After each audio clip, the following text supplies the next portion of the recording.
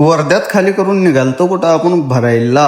जय श्रीराम भावानो, छोटू श्यामनी block मध्ये परत एकदा स्वागत आहे. काय बघा, आपला उजळला इथं रात्री लावून मस्त नंबर एक मध्ये इथंच होतो आपण. काय सकाळी खाली होणार असल्यामुळे काय विशेष नव्हतं. आल्या अडाणीच्या क्वार्टरला आणि साहेबाचं ड्युटी चेंज झाली ती तर काय इथं घेऊन आलतो. मग काय खाली वगैरे केलं आणि लागलो परत आपण रस्त्याला, म्हणजे लोडिंग पॉईंटच्या दिशेनं. म्हणजे आपल्याला 100 किलोमीटर जायचं होतं. काय लागलं बघा, टोल आपल्या समृद्धी एक्सप्रेसचा. चढलो तर लागले 50 किलोमीटर चढलो समृद्धी आणि उतरलो बघा यवतमाळच्या टोलला. आणि जायचं होतं बघा आपल्याला अमरावतीला भरायला. मग लागलो बघा शॉर्टकट मारून सिंगल रस्त्यानं.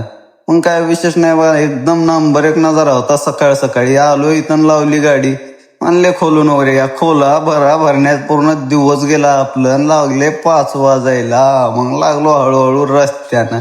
काय लागलो बायपासला की मग काय विशेष नाही, नाद खोळा. मग मारलं बघा कारंजेकडे रस्त्याच्या आपण टन टन मारल्यावर तर विषय नाही बघा. मस्त नजारा आणि एकच नंबर झालता, एक बढिया.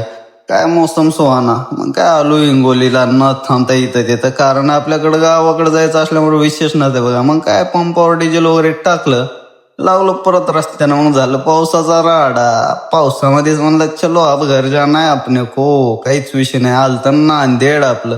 आता काय 30 किलोमीटर होतं ना. आल्या बघा लोह्यात आल्यावर तर काय विशेष नाही हो, नादच खोळा.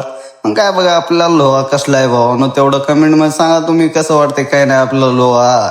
मग काय आलो वेदांतला घेतलं होतं आपण नांदेडहून. मग काय वेदांतला सोडलं आणि लागलो मग खाली करायच्या ठिकाणी गेलो. मग काय ते तर रात्रभरच असतात. आपण आणलो होत्या बघा गणपती बाप्पा आणल्यावर तर विशेष नाही बघा. आपल्याला इथं खाली करून आता घरला जाऊन मस्त निवांत मध्ये राहायचं.